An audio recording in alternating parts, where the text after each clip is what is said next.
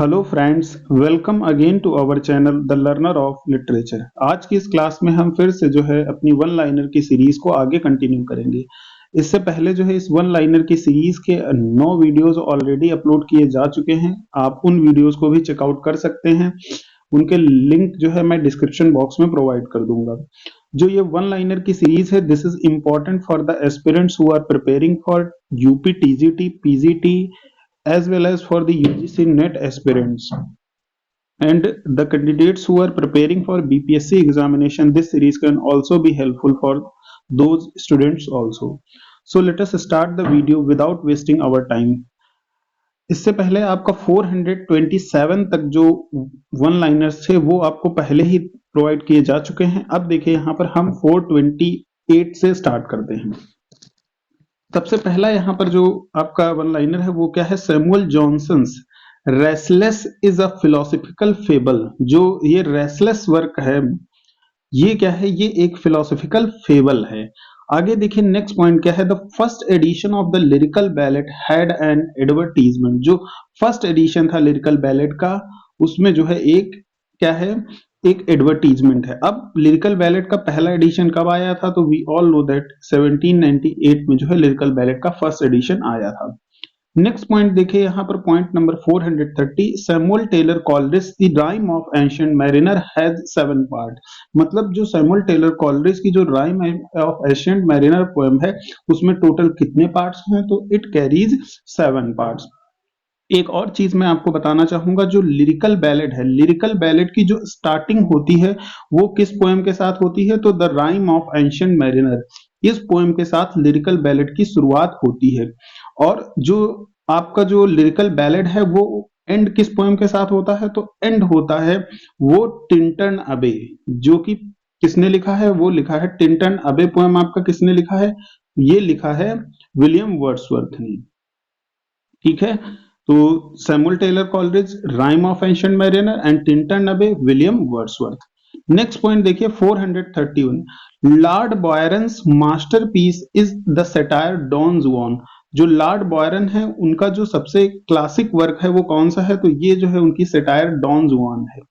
Next point आप देखिए, a poet is a nightingale who sits in the darkness and sings to cheer its own solitude with sweet sound. मतलब a poet is a nightingale, मतलब एक poet जो है वो Nightingale की तरह होता है जो डार्कनेस मतलब अंधेरे में बैठा होता है, and sings to cheer its own solitude, और जो है अपने ही सॉलिट्यूड को जो है चीयर करने के लिए जो है वो मीठी आवाज में गाता है। ये जो लाइन है is a line from Shelley's a defence of poetry. ये लाइन किससे ली गई है? ए डिफेंस ऑफ पोएट्री से ली गई है। आगे देखिए नेक्स्ट पॉइंट क्या है? Tennyson's lotus eater is based on an episode in Homer's Odyssey. जो टेनिशन की पोएम है लोटस ईटर, ये जो है क्या है? होमर का जो ओडिसी महाकाव्य है उसके एक एपिसोड पर बेस्ड है। आगे देखिए 434, ये पॉइंट क्या है? इन फ्रा लिप्पी, ये जो है एक पोएम है, browning identifies himself with the hero. Browning जो है अपने आप को जो है हीरो की तरह एक तरह से रिप्रेजेंट करते हैं। नेक्स्ट जो है देखिए, the character who auctions his wife in the Mayor of Casterbridge by Thomas Hardy is Michael हेंचार्ड।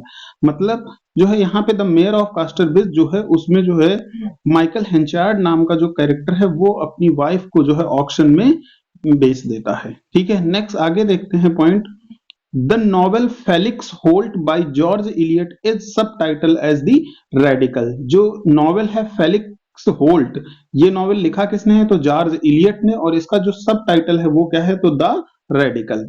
आगे बढ़ते हैं नेक्स्ट पॉइंट 437 क्या है? GM Hopkins poem were published 28 years after his death by Robert bridges. मतलब जो जीएम हॉपकिंस की poem थी वो उनकी डेथ के 28 साल बाद पब्लिश होती हैं, और ये पब्लिश कौन कराता है? तो ये रॉबर्ट ब्रिजेस जो थे उन्होंने इनको पब्लिश कराया था। Next point, W B Yeats received the Nobel prize in 1948। जो डब्ल्यू बी यीट्स हैं उन्होंने जो है उनको कब जो है नोबेल प्राइज मिलता है? तो नोबेल प्राइज मिलता है 1923 में। नेक्स्ट पॉइंट 439, ये क्या है? The line how can we know the dancer from the dance is from the Yeats among the school children. जो लाइन है how can we know the dancer from the dance, ये जो है W B Yeats की among the school children से ली गई है। नेक्स्ट 440 पॉइंट क्या लिखा हुआ है, from ritual to romance the book that influenced Eliot's the Waste Land is authored by Jessie L Weston. मतलब इस चीज को समझ लीजिए क्या है, the ritual from ritual to romance जो बुक है ये जो है इन्फ्लुएंस थी किससे, टीएस इलियट की वेस्टलैंड पोएम से, और इसको लिखा किसने है, तो is authored by Jessie L Weston. मतलब from ritual to romance book जो है किसने लिखा है, तो जेसी एल वेस्टन ने लिखा है। Next point 441, Animal Farm is an allegorical satire on socialism. जो एनिमल फॉर्म है जिसको जॉर्ज ऑरवेल ने लिखा है, ये एक एल्गोरिकल सटायर है किस पर, सोशलिज्म पर। Next point, W H Auden in memory of W B Yeats is an elegy. जो in memory of W B Yeats है ये क्या है, डब्ल्यू एच ऑर्डन की एक एलिजी है। नेक्स्ट पॉइंट आप देखिए जो है, Ted Hughes poem the thought fox is about writing a poem. मतलब जो है द थॉट फॉक्स है ये, इसकी थीम क्या है, तो its theme is how to write a poem. आगे बढ़ते हैं 444 क्या है, the narrator in the Philip Larkin's church going donate an Irish 6 pence and expresses his scepticism about the church. मतलब जो फिलिप लार्किन की चर्च गोइंग है उसमें डोनेट्स एन आयरिश 6 पेंस, जो नरेटर है वो 6 पेंस डोनेट करता है, and express his scepticism about the church. Next point आप देखिए 445, ये क्या है, James Joyce Ulysses open at 8 o'clock on the morning of July 16 1904। मतलब जो है जो जेम्स जॉयस की यूलिसिस है ये जो है कब ओपनिंग इसकी कब होती है, तो 8 o'clock, और ये जो है डेट कौन सी है, तो 16 जुलाई 1904 है। Joseph Conrad due on his Congo experience in the novel the heart of darkness. मतलब जो है जो जोसेफ एक्सपीरियंस है, जोसेफ कॉनरॉड है वो अपना कॉन्गो का जो एक्सपीरियंस है अपने novel the heart of darkness में डिपिक्ट करते हैं।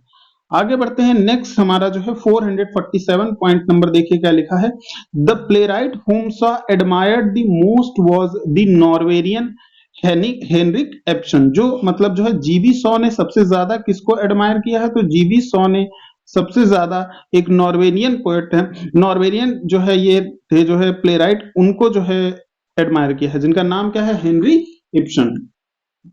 आगे बढ़ते हैं, नेक्स्ट आपका 448 पॉइंट क्या है, the author of a room of one's own. ध्यान से देखिए, a room of one's own a feminist polemic of the early 20th century is Virginia Woolf. मतलब a room of one's own की जो author है वो कौन है, तो वर्जीनिया वुल्फ है। और यहाँ पर जो पोलेमिक वर्ड है इसका मीनिंग क्या है, विवादास्पद। मतलब जो है जो थोड़ा कंट्रोवर्शियल राइटर है, विवादास्पद पॉलेमिक का मीनिंग होता है। फेमिनिस्ट मतलब जो है एक तरह से जो है फेमिनिस्ट विवादास्पद ये राइटर थी वर्जीनिया वुल्फ, इनका जो है a room of one's own. आगे बढ़ते हैं 449 देखिए क्या लिखा है, the critic who championed the academic interest is in D.H. Lawrence was F.R. Lewis। मतलब जो क्रिटिक थे जो है, the critic who champion the academic interest in D.H. Lawrence was F.R. Lewis। मतलब D.H. लॉरेंस पे बहुत ज्यादा जो है क्रिटिसिज्म का काम किया, वो कौन थे, तो वो थे F.R. लुइस। आगे बढ़ते हैं, next, a language can be seen as a collection of dialects. मतलब एक लैंग्वेज का मतलब क्या होता है कि जब बहुत सारी डायलेक्ट्स जो है मिलती हैं तो क्या बनती है, तो एक लैंग्वेज बनती है। ठीक है, आगे बढ़ते हैं, नेक्स्ट पॉइंट आपका 451, ये क्या है, the study of internal organization of words is called morphology. ये आप डायरेक्टली याद रखिए कि मार्फोलॉजी की डेफिनेशन कई बार पूछी जाती है, तो क्या है, the study of internal organization of word is called morphology. Next, phonology is the branch of linguistic which deals with how sound functions in a language. अब यहां पर देखिए आप वर्ड जो है ये फोन से आप ले लीजिए, फोन का मतलब जो है एक तरह से साउंड। ठीक है, तो जो फोनोलॉजी क्या है, it is a branch of linguistic which deals with how sounds function in a language. मतलब एक लैंग्वेज में साउंड्स कैसे फंक्शन करती हैं, इस पर ये वर्क करता है। आगे देखिए 453, clipping is making one part of the word to stand for the whole. Clipping का मतलब क्या होता है, जो एक one part of the word है उससे जो है पूरे का मीनिंग निकला है, to stand for whole. Next देखिए, with respect to the place of articulation consonants are classified under 9 heads. Place of articulation के बेसिस पे जो है कॉन्सोनेंट को टोटल कितने पार्ट्स में डिवाइड किया गया है, तो ये जो है 9 पार्ट्स में 9 हेड्स में डिवाइड किए गए हैं। नेक्स्ट देखिए, auxiliary verbs falls mainly into two groups. जो ऑक्सिलरी वर्ब होती हैं हमारी, वो टोटल कितने पार्ट्स में, कितने ग्रुप्स में गिरती हैं, तो 2 ग्रुप्स में जो है वो उनको डिवाइड किया जाता है। अब 456 यहाँ पर जो है क्या लिखा हुआ है, in the word electricity the stress falls on the third syllable. ये लिंग्विस्टिक से रिलेटेड आपका जो है क्वेश्चन है। तो जो इलेक्ट्रिसिटी वर्ड है उसमें जो है आपका जो स्ट्रेस है वो तीसरे सिलेबल पर आता है।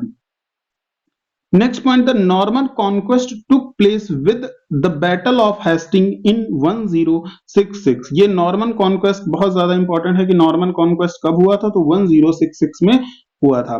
आगे देखिए 458 क्या लिखा हुआ है, the great vowel shift occurred in the 15th century.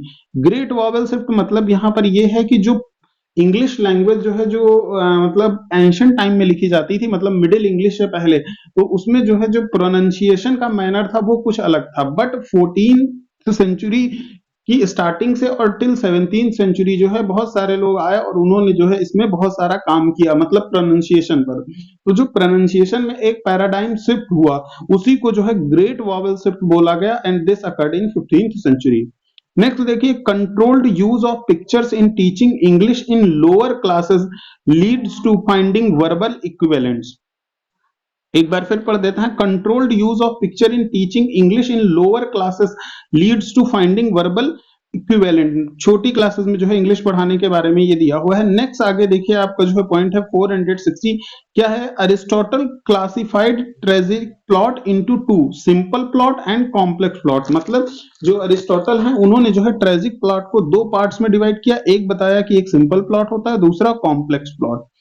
Next 461, Wordsworth preface to the lyrical ballad. जो वर्ड्सवर्थ का preface to the lyrical ballads है, ये क्या है, is noted for its statement on poetic ballads. इसमें जो है बहुत सारे स्टेटमेंट पोएटिक बैलेट्स पर दिए गए हैं और इसीलिए जो है बहुत ज्यादा इंपॉर्टेंट हो जाता है। Next point, an essay on criticism is a verse essay in heroic couplets written in the Horatian mode by Alexander Pope। मतलब जो एन एसे ऑन क्रिटिसिज्म है ये क्या है, एक वर्स ऐसे है और जिसको हीरोइक कपलेट में लिखा गया है होरेशियन मोड में, किसके द्वारा, बाय अलेक्जेंडर पोप। अब जो है आज की इस वीडियो का हमारा ये आखिरी पॉइंट होगा। देखिए जो है 463 क्या लिखा है, TS Eliot's impersonality theory says that poetry is an escape from emotion as well as personality, not an expression of these. मतलब टीएस इलियट ने जो इम्पर्सनैलिटी थ्योरी दी थी उसका क्या मतलब है, तो poetry is an escape from emotion as well as from personality. मतलब जो है हम इमोशन साथ साथ में हम अपनी पर्सनालिटी से जो है बच रहे होते हैं। ये जो है पोएट्री जो है ये क्या है कि not an expression of these, वो इनका एक्सप्रेशन नहीं है। तो आज जो है हम इस वीडियो में 463 तक जो है हमने वन लाइनर्स कर लिए हैं। अब कोशिश करेंगे कि हम नेक्स्ट क्लास में जो है टोटल 500 कर लें, और इस सीरीज में मैं आपको टोटल 1000 वन लाइनर्स करवाने वाला हूं। तो आप इस सीरीज के साथ बने रहिए, और अगर आपको जो है ये वीडियोस जो है पसंद आ रहे हैं, then please like, share and subscribe the learner of literature. So keep watching and keep learning. Thank you very much.